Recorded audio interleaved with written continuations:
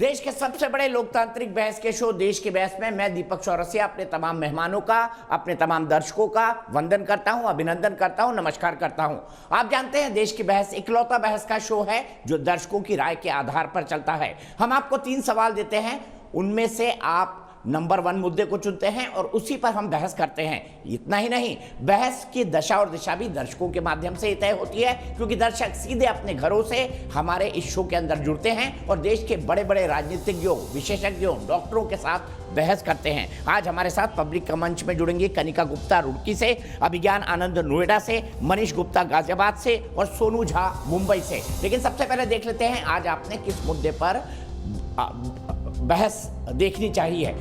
मुद्दा है क्या लापरवाही से कोरोना की तीसरी लहर बुलाई जा रही है।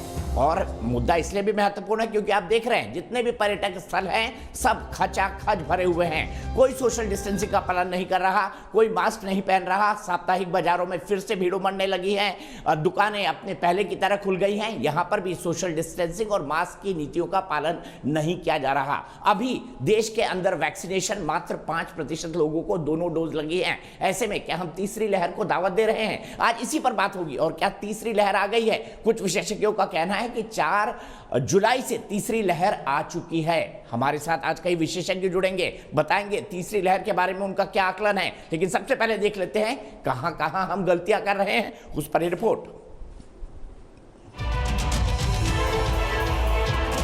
ब्रिटेन, रूस, बांग्लादेश, इंडोनेशिया, दुनिया के नक्शे पर ये वो देश है जहां कोरोना के मामलों में अचानक आए उछाल से इन देशों में तीसरी लहर का खतरा बढ़ गया है और इसकी आहट भारत में महसूस की जा रही है। तीसरी लहर अपने आप नहीं आएगी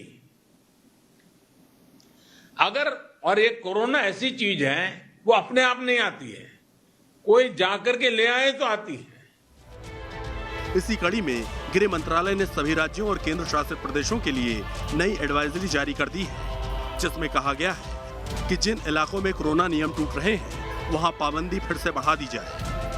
एडवाइजरी में पहाड़ों पर पर्यटकों की भीड़ का भी जिक्र किया गया है कि ऐसी लापरवाही कोरोना की तीसरी लहर को दावत देने वाली है। खुद पीएम मोदी ने भी देशवासियों को आगाह किया। हिल स्टेशन में, मार्केट्स में बिना मास्क पहने, बिना प्रोटोकॉल का अमल किए बिना भारी भीड़ का उमड़ना, मैं समझता हूं एक चिंता का विषय है, ये ठीक नहीं है। कोरोना अभी खत्म नहीं हुआ है और लोग ऐसे ही भूले करते रहे तो फिर से ये कोरोना बेकाबू हो जाएगा। कोरोना की तीसरी लहर को थामने के लिए केंद्र के एक्शन प्लान पर राजनीति तेज हो गई है कि तीसरी लहर से निपटने की तैयारी क्या है और कहां है वैक्सीन। राहुल गांधी ने इसी अंदाज में ट्वीट किया, जुमले हैं वैक्सीन नहीं। जनता को तो अपना कर्तव्य, कोरोना की से सावधानी बरतने वाला कर्तव्य जरूर निभाना चाहिए, पर प्रश्न ये है कि क्या भाजपा की केंद्रीय सरकार टीका देने का अपना कर्तव्य निभा रही है? कांग्रेस ने वैक्सीन की कमी का मुद्दा उठाया तो नए स्वास्थ्य मंत्री मनसुख मंडाविया ने पलटवार किया कि भ्रम फैलाने वाले बयान न दिए जाएं। मीडिया में भ्रम और चिंता पैदा करने वाले बयान देने वाले नेताओं को इस बात पर आत्मनिरीक्षण करने की जरूरत है कि क्या उन्होंने शासन प्रक्रिया और इससे संबंधित जानकारियों से इतनी दूरी बना ली है कि वैक्सीन आपूर्ति के संदर्भ में पहले से दी जा रही जानकारियों का उन्हें कोई अता पता नहीं है। वैक्सीन की कमी के आरोप पर मनसुख मंडाविया ने लिखा, बैच के हिसाब से एडवांस में ही दी गई है, इसलिए राज्यों को ये अच्छी तरह पता है कि उन्हें कब और कितनी मात्रा में वैक्सीन डोज मिलेंगे। केंद्र सरकार ने ऐसा इसलिए किया है ताकि राज्य सरकारें जिला स्तर तक वैक्सीनेशन का काम सही योजना बनाकर कर सकें और लोगों को कोई परेशानी ना हो। देश में कोरोना के नए वेरिएंट कप्पा के नए मामले सामने आ रहे हैं। तीसरी लहर का खतरा है। ऐसे में सवाल यही है कि तीसरी लहर और वैक्सीन पर भ्रम कौन फैला रहा है? तो देश की बहस में हमारा आज का सवाल क्या है, सबसे पहले वो देख लेते हैं। देश की बहस में हमारा आज का सवाल सीधे सीधे जुड़ा है कोरोना की तीसरी लहर से। और क्या सवाल है हम आपको दिखाते हैं। उसके बाद हमारे साथ संजू वर्मा जी होंगे बीजेपी की तरफ से, डॉक्टर अजय कुमार होंगे कांग्रेस की तरफ से, डॉक्टर सुनीला गर्ग जो कि जानी मानी स्पेशलिस्ट हैं, आईसीएमआर से जुड़ी हैं, और साथ ही साथ डॉक्टर एम वली भी हमारे साथ होंगे। लेकिन सबसे पहले क्या तीसरी लहर पर केंद्र की तैयारी सही दिशा में है? इसी पर हमारा सवाल है। हाँ या ना में आप जवाब दे सकते हैं हैं और आप जवाब देते वक्त आप जानते हैं जवाब कैसे देने हैं। आप हमारे वेबसाइट पर जा सकते हैं, आप हमारे मोबाइल ऐप पर जा सकते हैं, आप हमारे फेसबुक पेज पर जा सकते हैं, साथ ही साथ आप हमारे जो फेसबुक पेज है उस पर जा सकते हैं 9711002266 पर। अगर आप शो में शामिल होना चाहें तो एक व्हाट्सएप भेज सकते हैं।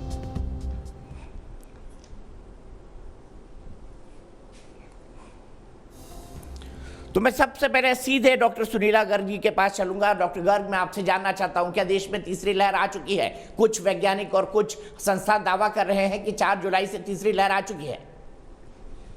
तीसरी लहर तो अभी नहीं आई है, परंतु हम उसको बुलावा जरूर दे रहे हैं। जैसा कि प्रधानमंत्री जी ने कल कहा था कि वो उसको हमें बुलावा नहीं देना, परंतु वो हमारे व्यवहारों से, जिस तरह से हम देख रहे हैं, वो अपने आप से आएगी। क्योंकि जिस तरीके का कोविड अप्रोप्रिएट बिहेवियर हम देख रहे हैं हिल स्टेशंस पे या टूरिस्ट स्पॉट्स पे, तो अभी तीसरी वेव तो नहीं आई है, परंतु हमारे नंबर ऑफ केसेस भी हमारे कम हो रहे हैं करके, परंतु इसको हम बुलावा जरूर दे रहे हैं अपने व्यवहार के प्रति। तो आज की तारीख में ये कहना चाहूंगी कि हमें बहुत ही ज्यादा सतर्क रहने की जरूरत है। और अभी कोविड हमारे बीच में से सार्स कोरोना वायरस गया नहीं है। कई भी कितनी स्टेट्स आप देख लीजिए जो कि नॉर्थ ईस्टर्न स्टेट्स में है, वहां पे अभी सीरो पॉजिटिविटी 10% से ऊपर है। अगर हम सिक्किम की बात करें, वहां सीरो पॉजिटिविटी करीबन 20% के लगभग है। और हम मणिपुर की बात करें तो वहां 15% के लगभग है। और इस तरीके से हम जब अलग अलग राज्यों की बात करते हैं, महाराष्ट्र में हमने बहुत ज्यादा केसेस देखे, केरल में बहुत ज्यादा केसेस देखे। और जहां तक कि हम कोविड अप्रोप्रिएट बिहेवियर की बात करते हैं, अगर वो हम नहीं फॉलो करेंगे, वैक्सीनेशन हम नहीं लगाएंगे, तो हम तीसरी लहर को जरूर बुलावा देंगे। धन्यवाद। ठीक है, आप कह रहे हैं तीसरी लहर आई नहीं है, लेकिन हम बुलावा दे रहे हैं अपनी गलतियों के चलते। सीधे डॉक्टर एम वली के पास चलूंगा। डॉक्टर वली, कुछ लोग कहते हैं कि तीसरी लहर आ चुकी है, आपका क्या आकलन है? और क्या रूस में जिस तरीके से हो रहा है, ब्रिटेन में जिस तरीके से हो रहा है, क्या उसे तीसरी लहर माना जाए? हाल ही में वहां पर जो केसेस बढ़े हैं। बिल्कुल दीपक जी, ये इस समय खबरदार रहने का और बहुत समझदारी से निकलने का घर से समय है। और प्रधानमंत्री जी ने 1 हफ्ते में 2 बार चेताया है लोगों को, और इसको हमको मैं ये कहता हूं कि इसको एक वार्निंग की तरह लेना चाहिए। उनके जो शब्द थे वो बहुत नरम थे, लेकिन उन शब्दों में एक बहुत सीरियस मैसेज छुपा है। इंडोनेशिया का भी आपको मेंशन करना चाहिए कि इंडोनेशिया में क्या बुरे हालात हो गए हैं। 10 दिन के अंदर वहां की हालत इतनी खराब हो गई है। और नॉर्थ ईस्ट का, जैसे अभी डॉक्टर गर्ग ने बताया, हमारा कॉन्सेंट्रेशन हो रहा है इस वक्त नॉर्थ ईस्ट में कोरोना का, और वो बहुत ही बड़ी लहर से भी ज्यादा खतरनाक चीज है। और ये लहर नहीं कहना चाहिए इसको, तो अभी हमें सेकंड वेव ही नहीं खत्म हुई है ये कहना चाहिए। और मैं इसमें एक बात दीपक जी जरूर कह रहा हूँ लोगों से कि ये जो आपे से बाहर होके लोग घूमने चले गए हैं, लगता है उन्होंने अपनों में से किसी को खोया नहीं है। अगर वो ये पैसा उन लोगों के लिए रखते, उन बच्चों के लिए रखते जिनके सपने टूट गए, जिनके घर के कमाने वाले लोग खत्म हो गए कोरोना से, उनको ये अनुदान देते और उनकी खबरगिरी करते, और थोड़ा सा पैसा बचा के उस बिजली को जला के, ये उसका एसी चला के घर में रहते, तो ये शायद ज्यादा इनके लिए अच्छा होता, बजाय इसके कि वहां कोरोना का संक्रमण कर रहे हैं, लोगों को इस बात के लिए प्रेरित कर रहे हैं कि कुछ नहीं है, सब ठीक है, जैसों के नहीं है। और तीसरा सबसे गलत जो मैसेज जा रहा है वो ये है कि जब ये लोग घूम रहे हैं तो हम क्यों ना घूमें। और चौथा, इसको जो नाम दिया गया है वो बहुत ही खतरनाक है, इसको रिवेंज टूरिज्म का नाम दिया गया है। मुझे बहुत तकलीफ हो रही है ये लफ्ज यूज करते हुए कि अरे भाई, आपको अपने हित में ही तो घर में रोका गया था, ये रिवेंज टूरिज्म कैसे हो गया? ये तो जिहालत का टूरिज्म हो गया, ये तो अनभिज्ञता का टूरिज्म हो गया। ऐसी चीजें सब जो है बढ़ावा दे रही हैं, कोरोना की 3rd वेव की तरफ हमें धकेल रही हैं। आज नहीं तो कल ये जरूर देखने को आ जाएगा, अगर हमने अपना ढर्रा यही रखा, अगर हमने इसको इस्तेमाल नहीं किया, अगर हमने 2 मीटर डिस्टेंस नहीं रखा, घर में बगैर जरूरत घर से न निकले, तो ये सब चीजें होने वाली हैं। तो माफी के साथ मैंने किसी के लिए कोई कमेंट नहीं किया है, मैंने सिर्फ इस मैसेज को देने की कोशिश की है कि इस समय समझदारी जो है वो घर में रहने पे है और कोरोना के नियमों का पालन करने पे। ठीक है, मैं सीधे संजू वर्मा जी के पास चल रहा हूं। संजू वर्मा जी, राहुल गांधी ने आज ट्वीट किया है, जुमले हैं, वैक्सीन नहीं, क्या कहेंगे आप? दीपक जी, मैं 2 दिन पहले आपके कार्यक्रम पर थी इसी मुद्दे को लेकर, और मैं वापस दोहराना चाहती हूँ कि जुमलेबाजी मोदी सरकार नहीं कर रही। ट्विटर पर बैठकर मोदी सरकार पर अनाप शनाप लांछन लगाना और जुमलेबाजी का काम राहुल गांधी कर रहे हैं। मैं दोबारा पूछना चाहती हूँ आपके माध्यम से, राहुल गांधी जी, आप वायनाड से सांसद हैं, अपने संसदीय क्षेत्र वायनाड के लिए आपने क्या किया? आपकी माताजी सोनिया गांधी रायबरेली से कई बार सांसद रह चुकी हैं। रायबरेली की जनसंख्या लगभग 40 लाख है और सुनने में आया है कि लगभग 2 लाख के आसपास लोगों का ही पहली डोज के साथ टीकाकरण हुआ है। तो क्या सोनिया गांधी की रायबरेली के जो लोग हैं उनके प्रति कोई जवाबदेही नहीं? क्या राहुल गांधी की वायनाड के लोगों के प्रति कोई जवाबदेही नहीं? अभी बात करते हैं मोदी सरकार ने क्या किया। तो मैं ये बता दूं, डंके की चोट पर, चाहे वैक्सीन लगवाने की बात हो, वैक्सीन उपलब्ध करवाने की बात हो, वेंटिलेटर उपलब्ध करवाने की बात हो, रेमडेसिविर इंजेक्शन उपलब्ध करवाने की बात हो, ऑक्सीजन टैंकर उपलब्ध करवाने की बात हो, ऑक्सीजन सिलेंडर उपलब्ध करवाने की बात हो, यदि कोई काम कर रहा था पिछले 16-17 महीने से, तो वो सिर्फ मोदी सरकार और उनके टीम मेंबर्स। मुझे ये बताइए, कांग्रेस के जुमलेबाज भूपेश बघेल, छत्तीसगढ़ के मुख्यमंत्री ने तो कह दिया था मैं वैक्सीन नहीं लगाऊंगा, वो वैक्सीन नहीं लगाऊंगा। इनके मनीष तिवारी और शशि थरूर ने तो ट्विटर पर जाकर भारत बायोटेक और कोवैक्सीन के खिलाफ लिखा था that the Indian government is treating Indian citizens as guinea pigs। इससे ज्यादा शर्मनाक क्या हो सकता है? इनके अशोक गहलोत जो कांग्रेस के मुख्यमंत्री हैं राजस्थान के, उनको याद दिला दूं, जोधपुर, अलवर, बीकानेर, इन सभी जगहों में कूड़ेदान में वैक्सीन पाए गए। तो वैक्सीन वेस्टेज सबसे ज्यादा राजस्थान में हो रही है। वैक्सीन को लेकर सबसे ज्यादा जो भ्रम फैलाया गया वो छत्तीसगढ़ में हुआ। और सबसे महत्वपूर्ण बात दीपक जी, जो हम में से कोई भी मानने को तैयार नहीं, पर सच्चाई ये है कि जो कोविड की सेकंड लहर शुरू हुई उसका ओरिजिन हुआ, ये साइंटिफिक डेटा बताता है। थोड़ा जाकर स्वराज्य मैग के आर्टिकल्स पढ़िए और के इंटरनेशनल पब्लिकेशंस ने लिखा है, कोविड की सेकंड लहर पंजाब से शुरू हुई। डबल म्यूटेंट वेरिएंट पंजाब में पहली बार ओरिजिन हुआ और वहां से पूरे देश में फैला। तो क्या कैप्टन अमरिंदर सिंह की कोई जवाबदेही नहीं? आज मुझे एक टैक्स पेइंग सिटीजन, ना केवल भारतीय जनता पार्टी का राष्ट्रीय प्रवक्ता होने के नाते बेहद खुशी है कि हमने 38.2 करोड़, 38 करोड़ से ज्यादा लोगों का पहली डोज के साथ टीकाकरण किया है। पिछले 21 दिनों में 16.5 करोड़ लोगों का टीकाकरण हुआ है, which means average run rate है 78 लाख। यदि हम मान के चले कि current run rate of 78 lakh per day, जो एवरेज रन रेट है, वो अगले 170-172 दिनों तक मेंटेन होगा, तो दिसंबर तक 134 करोड़ डोजेज अवेलेबल होंगी। ऑलरेडी 38 करोड़ लोगों को डोजेज लग चुकी है और हमारी पूरी एडल्ट पॉपुलेशन कितनी है? 94 करोड़। हमको डोजेस कितनी चाहिए?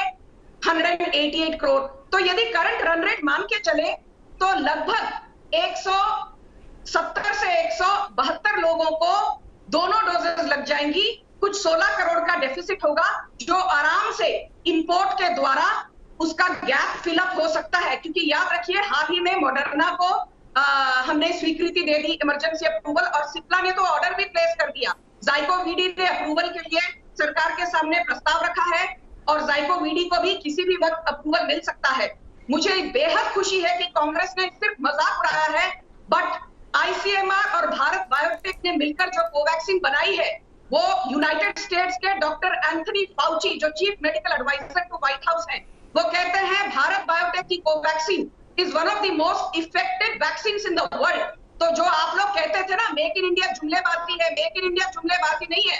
आपके राहुल गांधी जिसके नेतृत्व के तहत आप 40 से ज्यादा चुनाव हार गए, ये सबसे बड़े जुमलेबाज है और इनको हटाइए। और फिर मोदी सरकार के ऊपर यदि लांछन लगाना है तो सोच समझ कर लगाइए, बेबुनियादी बातें करना बंद करिए।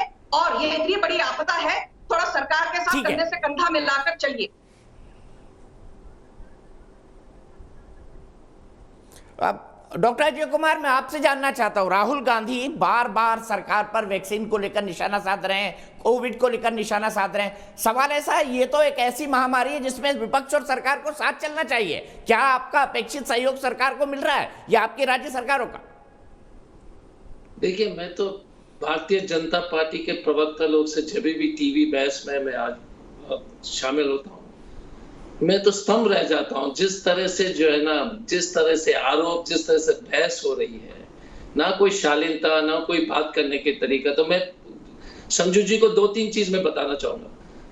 सोनिया का, क्योंकि इनको ना तो इतिहास, एक मिनट यार, आप एक मिनट, आप बोलिए, आप ही बोलिए, आप ही बोलिए। राहुल गांधी ने कौन सी शालीनता दिखाई है? रोजाना प्रधानमंत्री आप बोलिए, बेबुनियादी टिप्पणी करते हैं और आप यहाँ पर आकर मुझे दीपक जी मैं तो इस तरह के बहस में शामिल नहीं होगा। भाषण नहीं चाहिए। अच्छा संजू जी, मैं इस तरह का बहस में शामिल नहीं उनको संजू जी उनको अपनी बात कहने दीजिए प्लीज, उनको अपनी बात कहने दीजिए संजू जी। नहीं, आप इन्हीं से बहस करेंगे, इन्हीं से बहस करेंगे। हमको बोलना है, गंभीर मुद्दा है संजू जी, एक एक करके बात कर लेते हैं। बोलिए अजय कुमार जी। नहीं, मैं बोलना ही नहीं है, इनको बोलने दीजिए ना। इनको तो ना कोई शिष्टाचार मालूम है, बोलते रहिए मैडम, मैं सुन रहा हूँ। बोलिए ना, बोलिए, मैं सुन रहा हूँ, बोलते रहिए। बोलेंगे क्या जब आप तथ्यहीन बोलिए, तथ्यहीन है, कृपया बोलिए, पर्सनल टिप्पणी करना, बस यही तक आपका वजूद है। बोलते रहिए।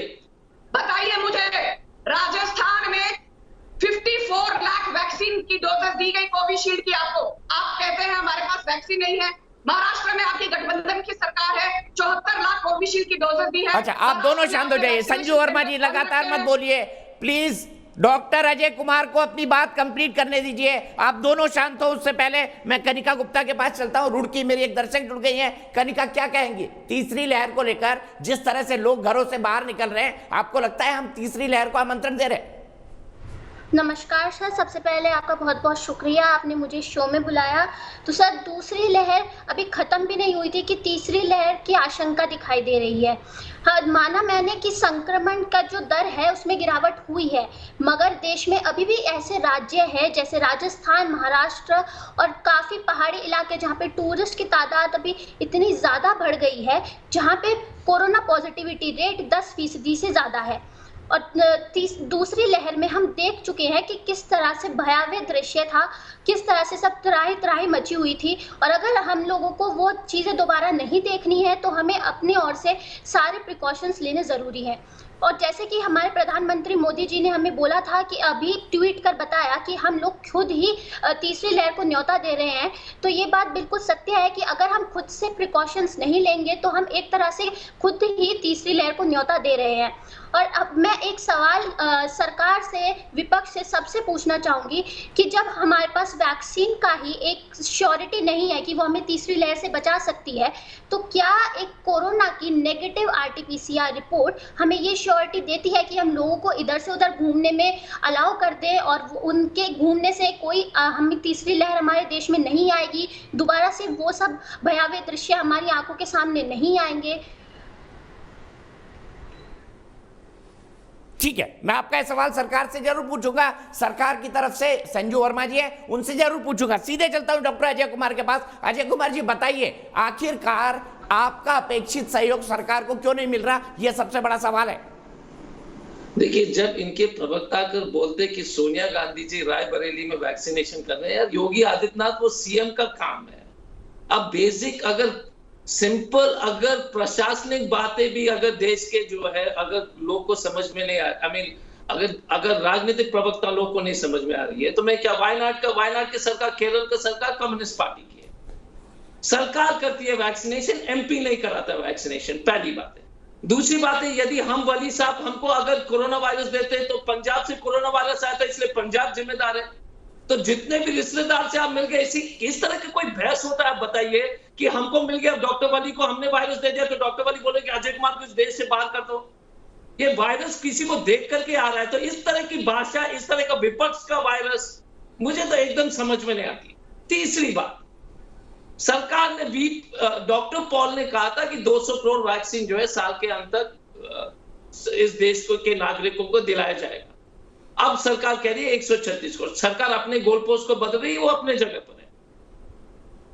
औसतन हमको 85 लाख लोग को वैक्सीनेशन देने की आवश्यकता है और हमारा जो एवरेज अभी 40 लाख है। हम चाहते हैं कि 85 लाख तक पहुंच जाए, इसमें कोई दो राय नहीं है।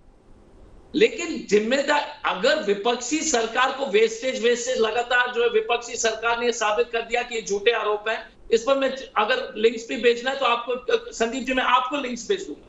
और ये जितने भी लोग, लेकिन इंपॉर्टेंट पॉइंट जो है, और मुझे आराम से जितना समय आपने संजू जी को दिया है मुझे दे दीजिए।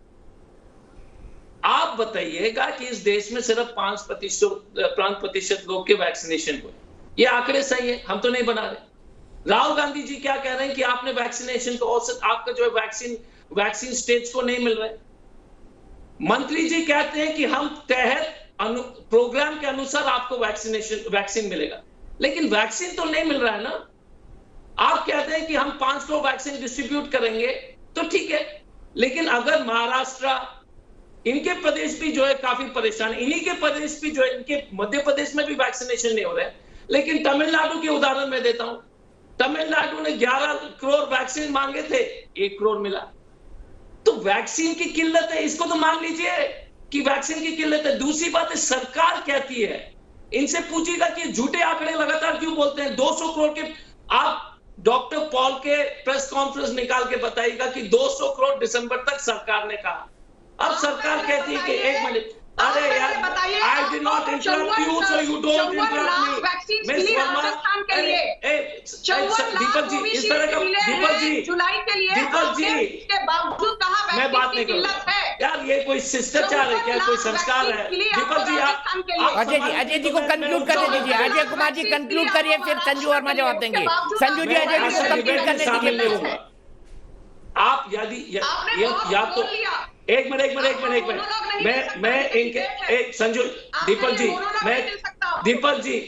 जी, मैं इस डिबेट से इसलिए जाना चाहूंगा कि इस तरह का बहस नहीं होता है, शिष्टाचार दिखाइए। मैं आपको इंटरप्ट नहीं करता, करने दीजिए प्लीज। मैं इंटरप्ट नहीं करता हूं, आप इंटरप्ट करने दीजिए संजू जी को प्लीज। जब अजय जी कंक्लूड करिए। इंटरप्ट नहीं करता हूं तो आप इंटरप्ट मत कीजिए। संस्कार सीखिए मैडम, संस्कार सीखिए, संस्कार सीखिए, तथ्यहीन है, संस्कार सीखिए। और बार-बार धमकी दे रहे हैं कि मैं डिबेट से छोड़कर चला जाऊंगा, इसलिए हमने जनता को लोकतंत्र दीपक जी, निकाल दिया। थोड़ा शिष्टाचार बताइए दीपक जी, थोड़ा आपकी सरकार है, वहां भी शिष्टाचार समझाइए संभल रहा। मैडम। उनको कंक्लूड करने दीजिए प्लीज। संजू वर्मा जी, उनको कंक्लूड करने दीजिए, आपको पूरा मौका मिलेगा, पूरा मौका मिलेगा आपको। अजय कुमार जी को कंक्लूड करने दीजिए। कंक्लूड करिए डॉक्टर अजय कुमार जी। बोल भी रहे हैं, बार-बार धमकी दे रहे हैं, डिबेट से उठकर चला जाऊंगा। तथ्य सामने रखिए। आपके इस व्यवहार, कोई भी डिबेट इस तरह का कोई डिबेट में शामिल होने के लिए किसी तरह कोई पागल आदमी बैठेगा जिस तरह आप बहस करते हैं। मैं पहले बार कह रहा हूं कि आप बात सुन लीजिए। जब आप बोलते तो हम हस्तक्षेप नहीं करते हैं, तो आप मेरी बात सुन लीजिए। मैं कभी भी हस्तक्षेप नहीं करता हूं, क्योंकि आप झूठ बोल रहे हैं। अरे लगातार आप तो क्या बहस हो रहा है? दीपक जी, आंकड़े गलत हैं, दीपक जी, संजू जी प्लीज, संजू जी प्लीज, आप काउंटर करिएगा ना, आप उनको कंक्लूड तो करने दीजिए। संजू जी, आप काउंटर करिएगा, आप कंक्लूड तो करने दीजिए। अजय कुमार जी कंक्लूड करिए। दीपक जी, मैं तो पहले ही कह रहा हूं, जब डॉक्टर वली और डॉक्टर गर्ग बोलते हैं उसी तरह से बहस हम सब लोग अपने बात रखेंगे, एक दूसरे को सुनेंगे। ये झगड़ा लड़ाकू वाली भाषा हमसे नहीं हो पाएगी। मैं फिर से कहना चाहूंगा, सरकार ने कहा था, पहले तो सोनिया गांधी जी मुख्यमंत्री नहीं है रायबरेली की, पहले क्लियर कर लीजिए ना, राहुल गांधी, पहली बात। तो इसलिए इस तरह का जो है ना, टीवी में आकर जो है बेसिक ज्योग्राफी और कॉन्स्टिट्यूशन और कुछ समझ में नहीं आता है, तो एडमिनिस्ट्रेशन नहीं समझ करके बोलते कि सोनिया गांधी ने कितना वैक्सीनेशन कराया, तो ये अजीबोगरीब बात है। दूसरी बात है कि ये सरकार के आंकड़े जो है 200 करोड़ सरकार ने, आप गूगल करके देख लीजिए, सरकार ने कहा था कि हम 200 करोड़ वैक्सीन जो है साल के अंत तक सबको डोज दिला देंगे। अब सरकार ने अपने गोल पोस्ट बदल दिया, वो भी ठीक है। अगर आपको इस देश के जितने भी जो है एडल्ट लोग को अगर आपको वैक्सीनेशन करना है, तो आपको कम से कम 80 लाख लोग का वैक्सीनेशन रोज करने पड़ेंगे। ये नहीं हो पा रहा है, ये भी सच्चाई है। तो सरकार का क्या काम है? वैक्सीन दिलाना और वैक्सीन बंटवाना, बांटना सरकार का काम है ना। वैक्सीन केंद्र सरकार का ही काम है, और केंद्र सरकार इसमें विफल हो रहे हैं, और हम सिर्फ कांग्रेस के नहीं है।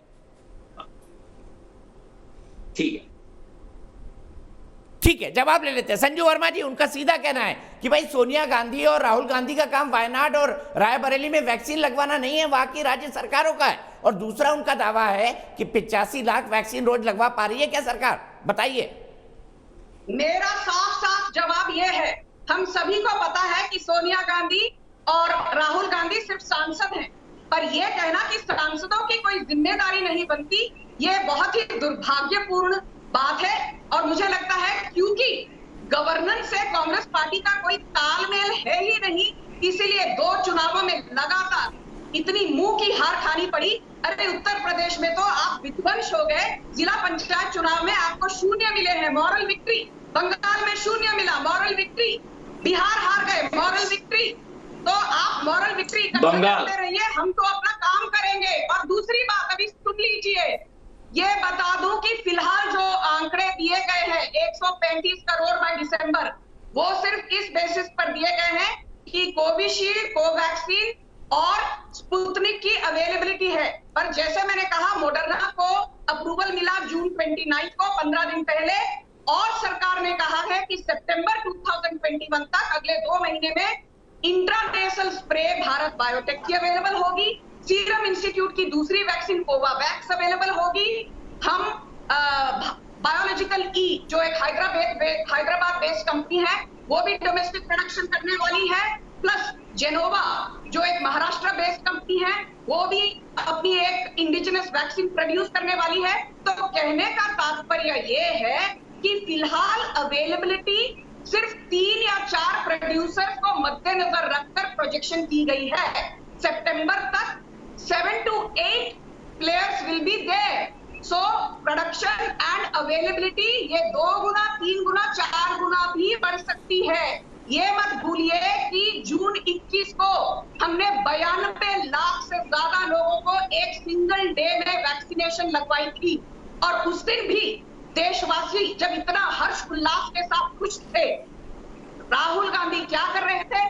ट्विटर पर जाकर अनाप शनाप बेबुनियाद इल्जाम लगा रहे थे। तो मैं ये कहना चाहूंगी कि पहले राजस्थान में वैक्सीन वेस्टेज को रोकिए, छत्तीसगढ़ में वैक्सीन हेजिटेंसी को रोकिए, महाराष्ट्र में जो फेक वैक्सीन रैकेट चल रहा है, जरा राहुल गांधी को बोलिए उस पर टिप्पणी करे। मोदी सरकार अपना काम कर रही है और दिसंबर 2021 तक मैं डंके की चोट पर कहती हूँ, भारत की पूरी एडल्ट पॉपुलेशन जो 94 करोड़ की है, they will be vaccinated with 2 doses.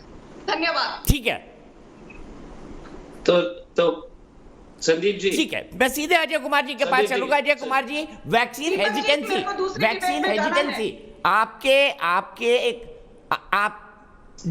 आपके डिजिटल मीडिया के कन्वीनर गौरव पांधी ने ट्वीट किया था कि भाई कोवैक्सीन में तो गाय के बछड़े का सीरम है। अब इस तरह की अफवाह भी कांग्रेस फैलाने लगी।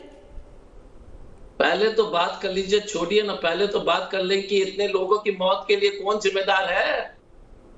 ये जो ये रेमडेसिविर की शॉर्टेज, ऑक्सीजन की शॉर्टेज, जो सब धुल गए इनके पाप। इस देश ने जो देखा था अप्रैल मई में, इसकी जिम्मेदारी तो लेंगे नहीं। आप अचानक जो है भगवान बन गए वैक्सीन का। सर, रेमडेसिविर की कमी, ऑक्सीजन की कमी, लोगों की लाश को जलाते हुए छुपाना, गंगा में लाश मिले, ये सब माफ है। अब बहस हो रही है वैक्सीन पर कि हम बहुत बड़े लोग हैं कि हम, अगर इस देश के जनता को मौत के कगार पर लाने वाली भाजपा की सरकार और केंद्र सरकार और मोदी जी जिम्मेदार है, उनके स्वास्थ्य मंत्री जिम्मेदार है और पूरे मोदी सरकार जिम्मेदार है। इसका पहले तो इसको तो तय, ये तो मानना पड़ेगा। अब आते हैं वैक्सीनेशन पर और वैक्सीनेशन हेजिटेंसी। आप देख लीजिए ना आंकड़े, मध्य प्रदेश के आंकड़े तो इनको दिखाई नहीं देते। ये अचानक ये नया जुमले जो है ना बनाते रहते हैं कि हेजिटेंसी है। आप देख लीजिए वैक्सीनेशन महाराष्ट्र में, आप देख लीजिए वैक्सीनेशन पंजाब में, आप देख लीजिए राजस्थान में, जितना राजस्थान बोल रही है कि वैक्सीनेशन की कमी है। भाई साहब, हेजिटेंसी जब होगी जब वैक्सीनेशन ज्यादा होगा ना। जब वैक्सीनेशन की कमी है तो आप कैसे बोल रहे कि हेजिटेंसी है? अजीब स्थिति है सर। एक तो वैक्सीन नहीं मिल रहा है और तब आप बोलते हैं हेजिटेंसी है। क्या कोई हम पूरे लोग क्या धतूरा खा गए कि पागल हो गए क्या? एक तो वैक्सीनेशन नहीं है, वैक्सीन नहीं है, और ये लोग आरोप लगाते हैं हेजिटेंसी है। भैया वैक्सीनेशन तो भेजिए। तो मेरा ये कहना है कि संदीप, दीपक जी, क्या बकवास बहस है। आप वैक्सीन भेज, हेजिटेंसी है। छत्तीसगढ़ हो या महाराष्ट्र हो या मध्य प्रदेश हो, वो वैक्सीन मांग रहे हैं। जब आप वैक्सीन की पूरी तरह से वैक्सीन सप्लाई करेंगे तब ना हेजिटेंसी होगी। क्या देश में बहस हो रहा है सर बिना मतलब का? वैक्सीन की आवश्यकता है, वैक्सीन सरकार 45 करोड़ दे रही है। 45 लाख रोज का जो रेट औसतन रेट है, हमको 85 लाख तक करना है। अगर साल के एंड तक हमको पूरे देश को वैक्सीनेशन करना है, ये सच्चाई है। हम चाहते हैं कि सरकार करे। राहुल गांधी पर अभद्र टिप्पणी नहीं, मैं आपत्ति नहीं है, मुझे आपत्ति इस टीवी चैनलों पर और आपसे जरूर एक आपत्ति है, कैसे कैसे बातें करते लीडर्स। हम मोदी जी को गाली दे सकते हैं, उनके ऊपर ओछी टिप्पणी कर सकते हैं, हम नहीं कर सकते क्या? हम करते नहीं है क्योंकि हमारी संस्कृति और हमारा संस्कार नहीं। टीवी डिबेट में इस तरह का जो है टिप्पणी देना बहुत ही अशोभनीय है, बहुत ही गलत है। मुद्दे पर बहस कीजिए, व्यक्तिगत जो मैं कह रहा हूं कि और ये मत समझिए, मैं संजू वर्मा जी जैसे प्रवक्ता को इसलिए मैं कहना चाहता हूं, ये समझिए मत समझिएगा कि हम मोदी जी के खिलाफ कुछ टिप्पणी नहीं दे सकते, आराम से दे सकते हैं। जो स्थिति उन्होंने पैदा किया था मई और जून में, वो जिम्मेदार है इतने लोगों की मौत के लिए। हम बोलते हैं क्या कुछ और बयानबाजी करें कि उनके खिलाफ? नहीं करते, क्योंकि ये राजनीति नहीं है, इस तरह की राजनीति नहीं होनी चाहिए।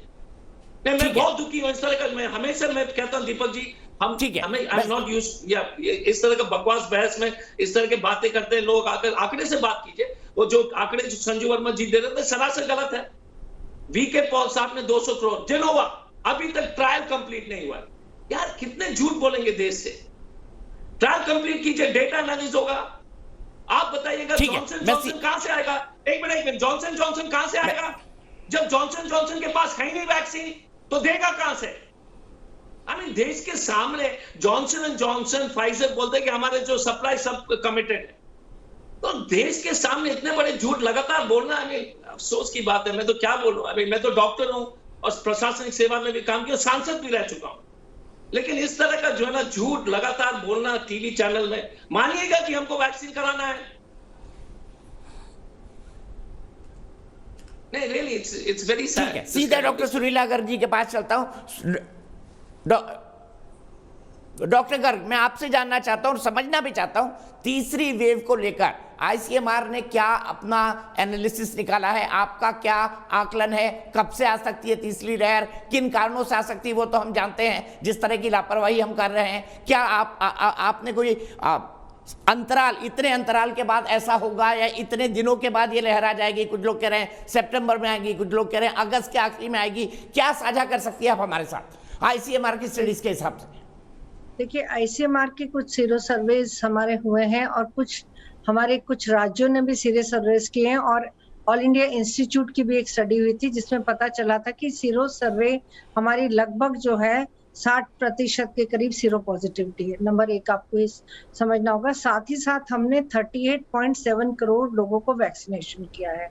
और दूसरा हम देखते हैं कि आज की तारीख में अगर हम बात करें, अगर हमारे पास 60% सीरो पॉजिटिविटी है और करीबन हम अगले महीने से, जबकि हमारी वैक्सीनेशन की तादाद बढ़ेगी, हमारे पास में कोविशील्ड, कोवैक्सीन, स्पुतनिक वैक्सीन और साथ में हमारी जो है ज़ाइकोविड डी भी आ जाएगी और मॉडर्ना भी आएगी, और धीरे धीरे जैसे हम बढ़ते चले जाएंगे, मैं इसको इस तरीके से देखती हूँ कि 90 करोड़ जनता जो है करीबन, उसका अगर हम 80% वैक्सीन लगाएंगे प्लस साथ में सीरो पॉजिटिविटी भी हमारी रहेगी, क्योंकि जो इंडिविजुअल एक बार इन्फेक्ट हो चुका है तो जरूरी नहीं है कि उसको तुरंत ही वैक्सीन लगाया जाए। उसका अंतराल हम 3 महीने तक गवर्नमेंट के हिसाब से हम कर सकते हैं, और WHO कहता है कि उसको 6 महीने तक भी आप डिले कर सकते हैं, क्योंकि वो नेचुरल इम्यूनिटी है।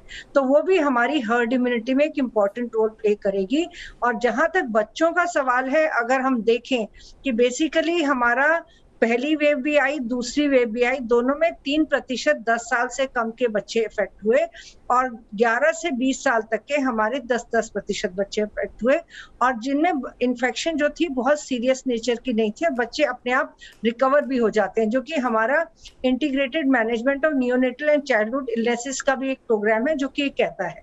तो हम अगर हम ये सब चीजों को मद्देनजर रखते हैं कि हमारी आज की तारीख में हमारी पॉजिटिविटी कम हो रही है, हमारा वैक्सीनेशन रेट अभी, हालांकि हम ये कह दें कि आज की तारीख में हमने सब लगा दी है, हमें पूरा एस्टिमेट मालूम था कि किस तरह से वैक्सीनेशन आएंगे, और दिसंबर तक 135 करोड़ वैक्सीन आएंगे, और मेरे हिसाब से अगर हम 135 करोड़ वैक्सीन की डोजेस यूटिलाइज कर लेते हैं और उसके साथ साथ हमारी सीरो पॉजिटिविटी रहती है, पर सबसे इम्पोर्टेंट ये है कोविड अप्रोप्रिएट बिहेवियर का पालन करना, और जिसको कि हम कहते हैं मास्किंग।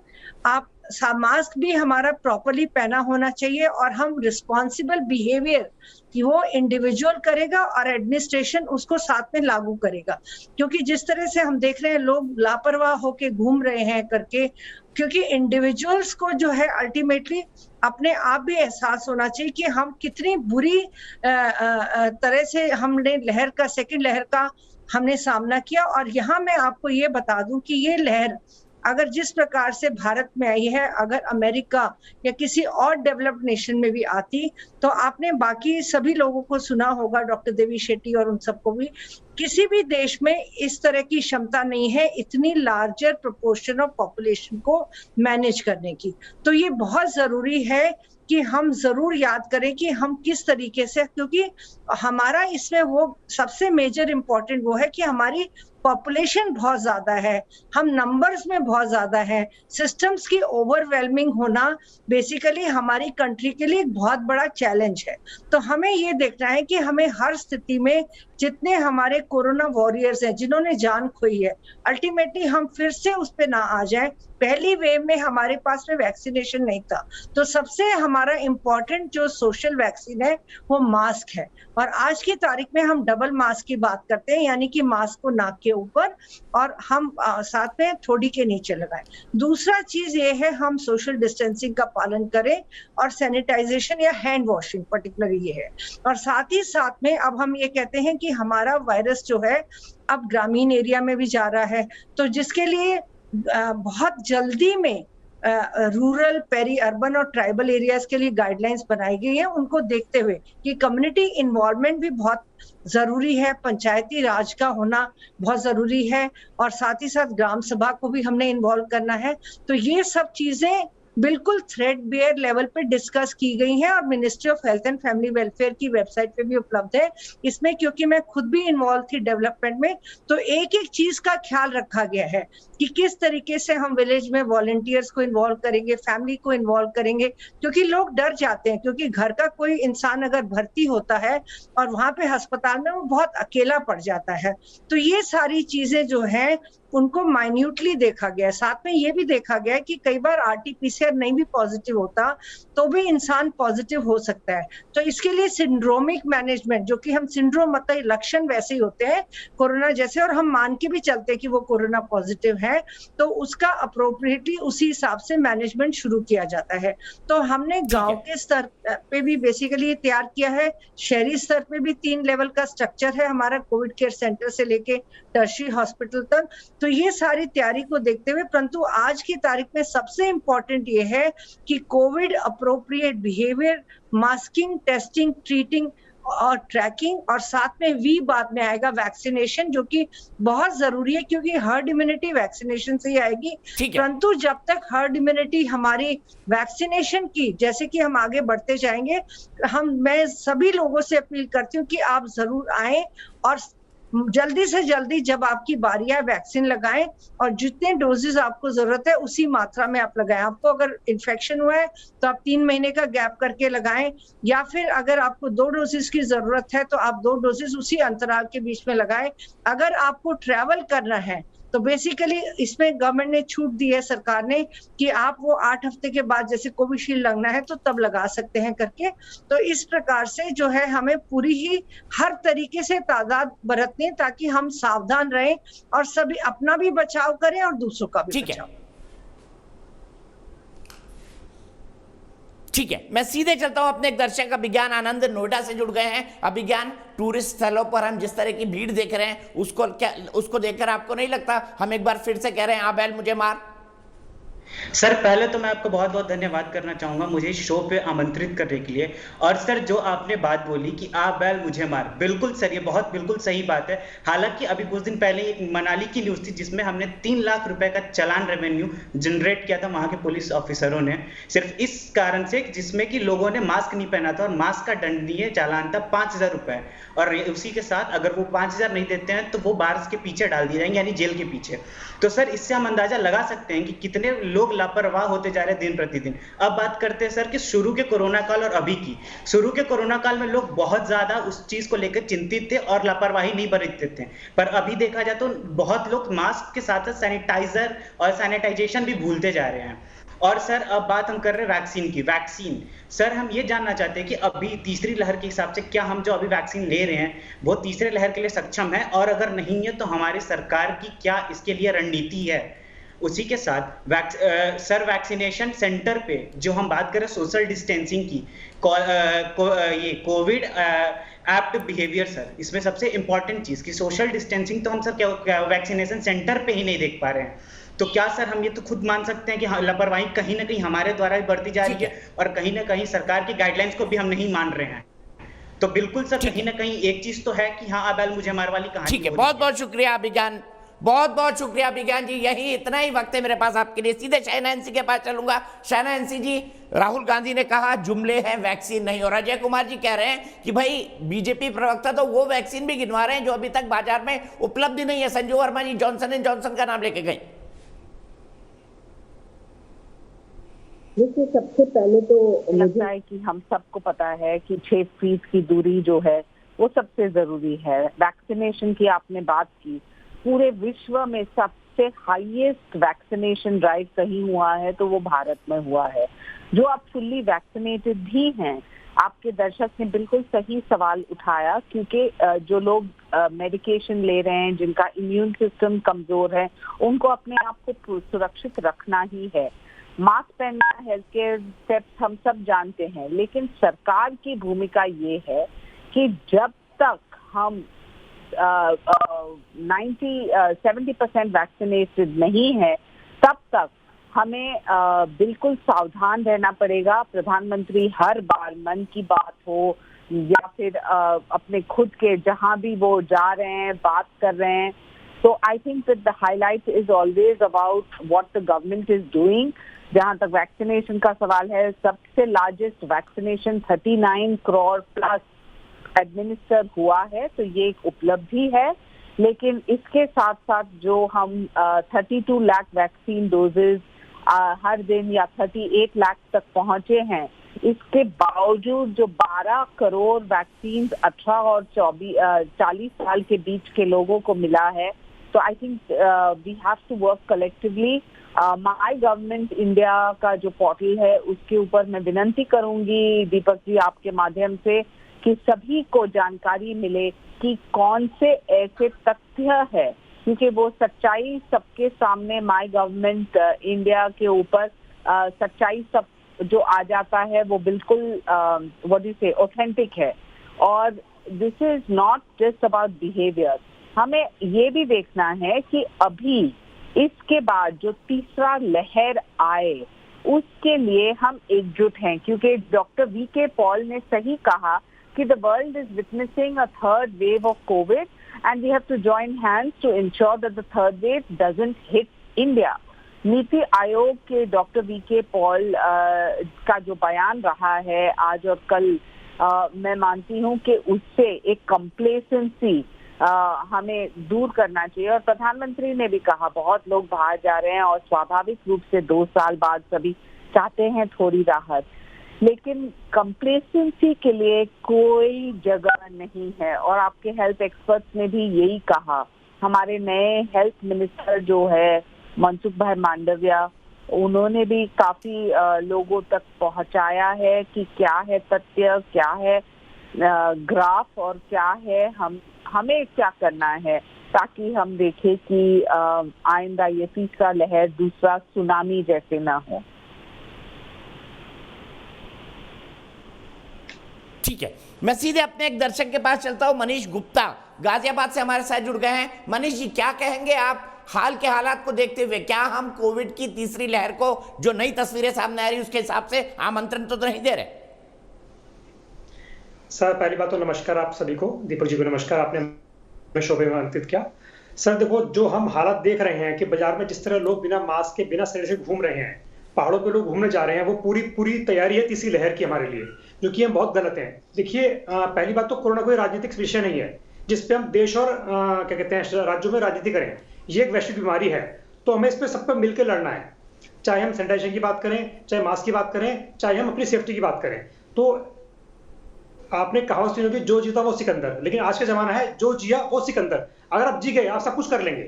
तो इसलिए अपने स्टंटबाजी ना दिखाएं, सभी लोग मास्क का पूर्णतः इस्तेमाल करें, सैनिटाइजेशन पूरा तरह करते रहें और 6 फीट की दूरी का इस्तेमाल जरूर करें। अननेसेसरी बाजार से बाहर नहीं जाएं, घर से बाहर नहीं जाएं, बाजारों में कोई ऐसी जरूरत नहीं है। आज के हर चीज ऑनलाइन अवेलेबल है, तो सभी से रिक्वेस्ट ये है कि घर पे सामान ऑर्डर करें, है ना। अपनी सेफ्टी होना बहुत जरूरी है। प्रधानमंत्री जी ने क्लियर किया है कि जब तक थर्ड वेव आएगी उसका इंतजार ना करें, पहले से ही अपना को प्रिकॉशन लें। ठीक है, वो एकदम सही कहा है जी। ठीक है, बहुत बहुत शुक्रिया मनीष, बहुत बहुत शुक्रिया मनीष। सीधे चलता हूं मैं डॉक्टर अजय कुमार के पास। अजय कुमार जी, सरकार का तर्क ये है और चाइना एनसी कह रही है कि 38 करोड़ से ज्यादा लोगों को टीका लग गया है और ये दुनिया का सबसे बड़ा वैक्सीनेशन ड्राइव है। आप कह रहे हैं वैक्सीन ही नहीं है।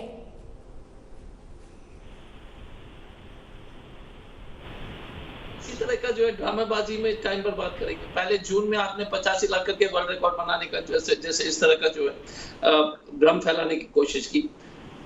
आंकड़े जो है परसेंटेज के आधार पर है। डॉक्टर गर्ग भी इस चैनल पर है, डॉक्टर वली भी इस चैनल पर है। हम इसी में खुश हैं। हम इसमें नहीं खुश हैं कि हमारे जो 70% आबादी को वैक्सीन दोनों डोज मिलने चाहिए। हम इसी में खुश हैं कि 5% 2 डोज मिल चुके और वर्ल्ड रिकॉर्ड हो गया।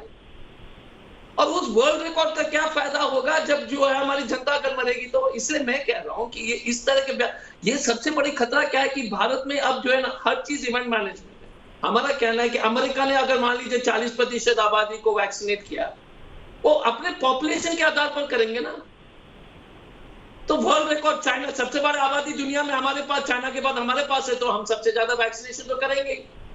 चीन के बारे में तो मालूम नहीं कि उन्होंने कितना वैक्सीनेट किया। वो डॉक्टर गर्ग, डॉक्टर वली हो सकता है जानकारी होंगी उन्होंने बनाया कि नहीं बनाया, उस पर हम बहस नहीं करना चाहते। देश की जिम्मेदारी क्या है कि नागरिकों को सुरक्षित रखना। नागरिकों को कब सुरक्षित हो जाएंगे? एक तो कोविड अप्रोप्रिएट बिहेवियर तो है ही, और उसमें कोई दो राय नहीं है। इसमें मुझे लगता है सभी लोग सहमत हैं जिस तरह से लोग व्यवहार कर रहे हैं। लेकिन पब्लिक भी जो पब्लिक क्यों राजनेताओं की बात क्यों नहीं सुन? पहले तो इस वैक्सीन के ऊपर कर लेते हैं। तो अगर हमने सिर्फ 5% आबादी को वैक्सीनेट किया 2 डोज, तो सभी असुरक्षित है अभी तक। ये तो डॉक्टर गर्ग भी मानेंगे, डॉक्टर वली भी मानेंगे। तो हमारा नियत है कि 70% दोनों डोज को जो इस साल के आखिर तक मिल जाने चाहिए। जिस रफ्तार में हम चल रहे हैं ये संभव ही नहीं है। अब विपक्ष का काम है सवाल पूछना। क्या विपक्ष का काम क्या ये सरकार को ताली जो है ताली बजाना है क्या? हमारे जिम्मेदारी बनती है कि सरकार को जो है दबाव डाल करके वैक्सीनेशन सुनिश्चित करना। हम सबसे खुश रहेंगे। दूसरी बात, क्या बयानबाजी और भाषणबाजी बहुत हो गई। आप बताइएगा कि अगर उत्तराखंड ने ठीक खत्म किया कवर यात्रा पर, जो कवरिया के ऊपर जो है बाबा धाम का यात्रा पर रोक लगा दिया था, लेकिन हरियाणा और यूपी ने तो नहीं लगाया। आपने ब्लॉक इलेक्शन हाल में देखे, आपने पंचायत इलेक्शन हाल में देखे। एक तरफ आप पब्लिक को बोलते देखिए केम्प्टी में आप मास्क नहीं पहनते, वहां नहीं पहनते, ये जनता ऐसी है, और नेता लोग पूरी तरह से जो है सब काम कर रहे हैं, उसकी कोई जवाबदेही नहीं। और फिर बोलते जनता तुम क्यों नहीं सुन रहे हो? आपने देखा होगा कि किस तरह से उत्तर प्रदेश में ब्लॉक चुनाव में किसी धज्जियां उड़ गई, लेकिन कोई टीवी का कोई बहस नहीं होती है उस पर।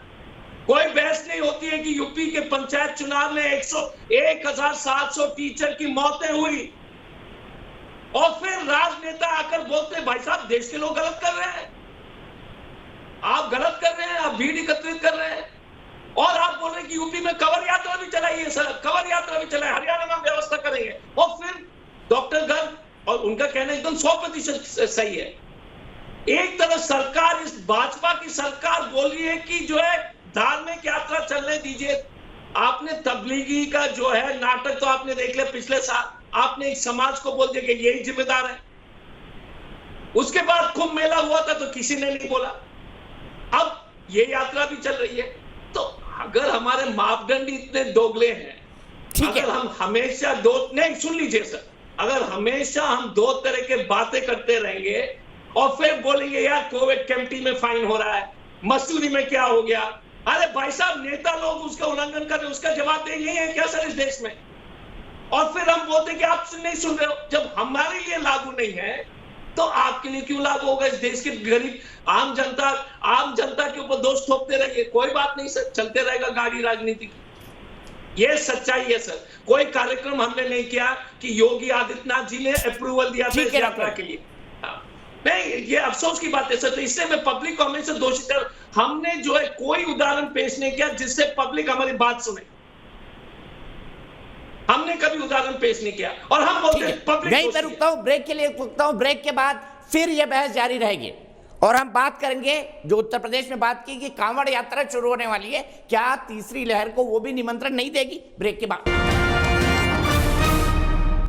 तो देश के बस में आपका एक बार फिर स्वागत है। हम बात कर रहे हैं कोरोना की तीसरी लहर के बारे में। क्या कोरोना की तीसरी लहर आने वाली है? क्या हम खुद गलतियां करके उसे आमंत्रण तो नहीं दे रहे हैं? क्या हमारे देश के नेता सही नजीर पेश कर रहे हैं? इन्हीं तमाम बातों पर चर्चा चल रही है। मेरे साथ हैं भारतीय जनता पार्टी की तरफ से शाइना एनसी जी, मेरे साथ है डॉक्टर अजय कुमार, कांग्रेस के राष्ट्रीय प्रवक्ता, मेरे साथ है डॉक्टर सुनीला गर्ग जो कि सलाहकार है ICMR की, मेरे साथ हैं डॉक्टर M वली। लेकिन सबसे पहले चलूंगा सोनू झा जी के पास मुंबई में। मेरे एक दर्शक जुड़ गए हैं। सोनू जी, क्या कहेंगे? जो तस्वीरें आप देख रहे हैं उनको देखकर आपको भी लगता है कि तीसरी लहर का खतरा मंडरा रहा है? जी बिल्कुल, मुझे बिल्कुल ये जो दृश्य चिंताजनक लग रहा है। कहीं ना कहीं लोगों में बिल्कुल एक मानसिक तनाव है जिसके वजह से लोग बाहर निकल रहे हैं और भीड़ में इकट्ठा हो रहे हैं। बट कहीं ना कहीं हमें ये मानना पड़ेगा कि अगर तीसरी वेव को रोकना है तो ये हमारी जिम्मेदारी है कि हम किस तरह इसे रोकें, क्योंकि कोरोना अभी तक गया नहीं है। संक्रमण और तेजी से फैलता जा रहा है। हम अभी भी उन देशों में से एक देश है जहां पे संक्रमण काफी भयावह रूप में है। सो हम सबको एक जिम्मेदार नागरिक की तरह इस जिम्मेदारी को अपने कंधे पर उठाना पड़ेगा और हर प्रोटोकॉल का फॉलो करना चाहिए। मेरे मुताबिक कहीं ना कहीं हमारी जिम्मेदारी है ये।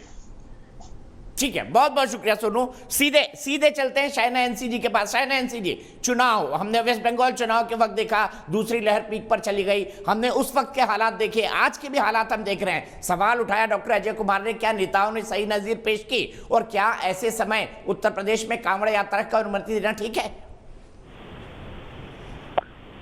नहीं, ये सवाल बिल्कुल जायज है, लेकिन ऐसा नहीं है कि हर एक प्रदेश में ये यात्रा है। सबसे पहले तो ऐसा भी स्पष्ट हुआ है कि उत्तराखंड जैसे प्रदेश में नहीं है। उत्तर प्रदेश में सुप्रीम कोर्ट के गाइडलाइंस के मुताबिक वो जब कहेंगे कि कोविड प्रोटोकॉल्स को मेंटेन किया गया है, तब ये तय होगा कि ये यात्रा हो या नहीं।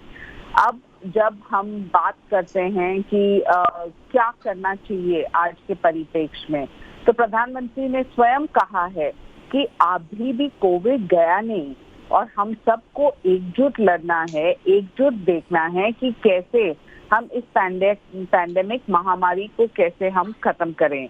और इसमें वैक्सीनेशन ड्राइव बहुत जरूरी है। दीपक जी, अब वो वैक्सीनेशन ड्राइव जो नदी के पार हुआ था मुजफ्फरपुर में, बिहार में, वहाँ एक चीज जागरूकता की भी आवश्यकता है। बहुत लोग बोलते हैं कि बहुत सारे लोगों को वैक्सीनेशन मिला है या नहीं मिला है। भारत में सबसे बड़े कंपनीज है सीरम, जो विश्व में सबसे ज्यादा बड़ा है, और जो 60 मिलियन डोजेज 80 मिलियन डोजेज है।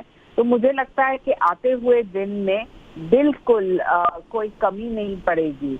लेकिन जब प्रगति और एक इकोनॉमी को भी कोएग्जिस्ट करना है, तो वो नैतिक जिम्मेदारी बनती है जनता की।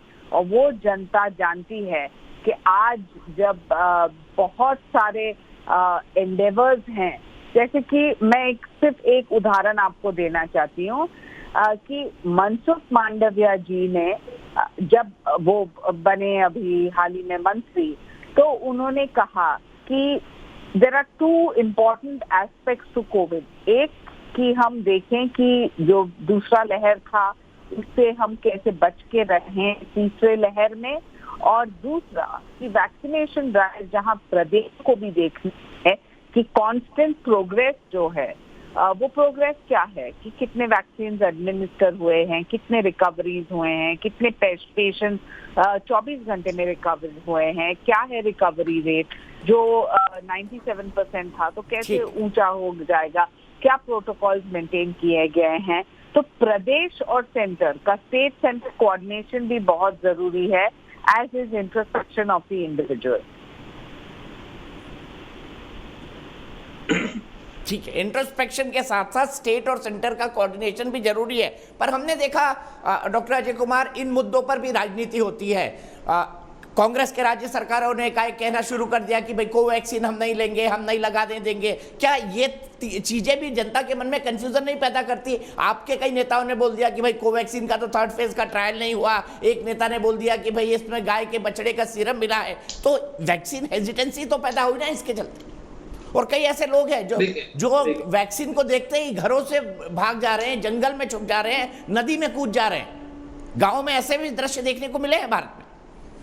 दीपक जी, पहली बात यह है कि मैंने हमेशा कहा है कि यदि आप पर्याप्त मात्रा में वैक्सीनेशन कर रहे हैं, टीकाकरण कर रहे हैं, तब आप ये कह सकते हैं कि हेजिटेंसी के बारे में आप पूछ सकते हैं।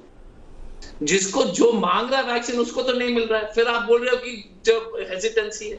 तो ये मैं पहली बात ये कि जिसको जो चाह रहा है वैक्सीनेशन वो तो हो जाए। अब हेजिटेंसी एक समस्या जरूर है, और मैं मानता हूं जो साइना जी ने कहा था, जो साइना जी ने कही बात बताई वो एकदम सही है।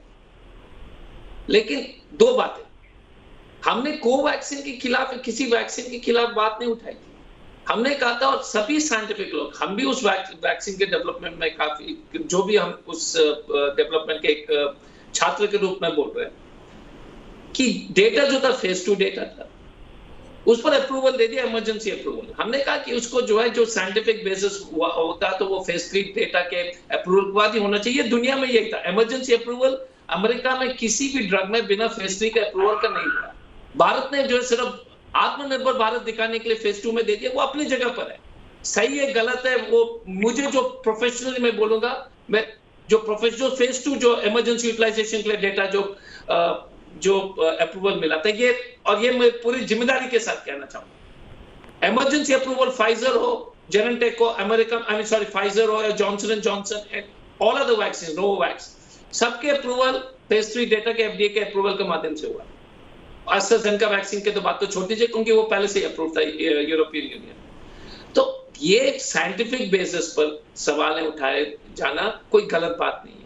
अगर विपक्ष अगर सवाल जिम्मेदारी तरीके से बोलते हैं कि आप, क्योंकि आप बताइए, इसी सरकार ने जो ग्लोबली अप्रूव्ड वैक्सीन फाइजर को तो 1 साल बाद अप्रूवल दिया। आप ये सवाल क्यों नहीं पूछते सरकार से कि दुनिया में जो वैक्सीन जो दिया गया था उसको 1 साल बाद आपने, क्योंकि उसने ब्रिजिंग स्टडी नहीं किया। जब इतने लोग मरने लगे तो आपने कहा कि अप्रूवल आप दे दिए।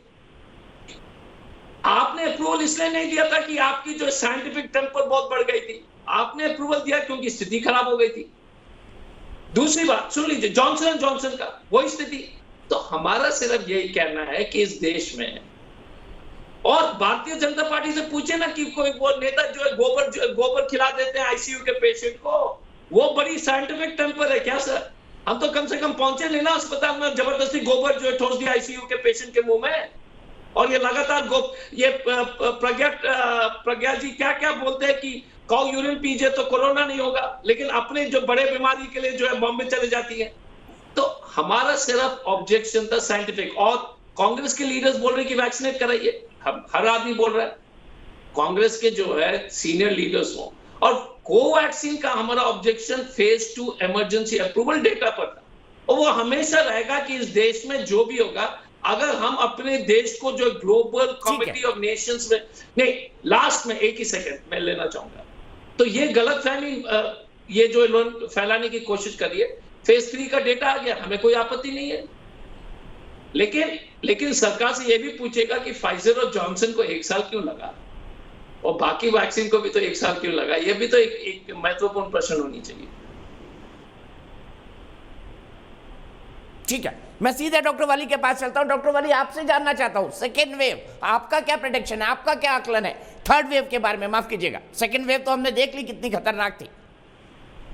देखिए, 3rd वेव के बारे में मैं ये कहना चाहूंगा कि अभी डॉक्टर सुनीला गर्ग जी ने बहुत अच्छे से समराइज कर दी हैं सब चीजें। 3rd वेव आएगी, वही 2 कारण हैं जिनसे आएगी जो अभी डिस्कस हुए हैं, लेकिन मैं सबसे ज्यादा सावधानी पर जोर दूंगा। 3rd वेव और नो 3rd वेव, हमें अपनी सावधानियों में कोई ढिलाई नहीं बरतनी है। मुझे अच्छा लगा आज आपकी डिबेट में आपने अपने व्यूअर्स को इतनी अच्छी तरह से ट्रेंड किया है कि वो बहुत अच्छी भाषा बोल रहे हैं, बहुत अच्छा उनको ज्ञान हो गया है। आपके चैनल के जरिए इस समय ये मैसेज जाना चाहिए कि सबसे ज्यादा जो लोग पहाड़ों पे चले गए घूमने, अपने घर आए वापस, भीड़ इकट्ठी ना करें, किसी भी प्रकार की भीड़, कोई भी भीड़ इकट्ठी न करें, नहीं तो सुप्रीम कोर्ट को संज्ञान लेना पड़ता है। हमारी जनता को बहुत जल्दी आगे आके वैक्सीनेशन कराना चाहिए। बच्चों के लिए वैक्सीनेशन के लिए हमको बहुत पूरी भरपूर कोशिश करनी चाहिए।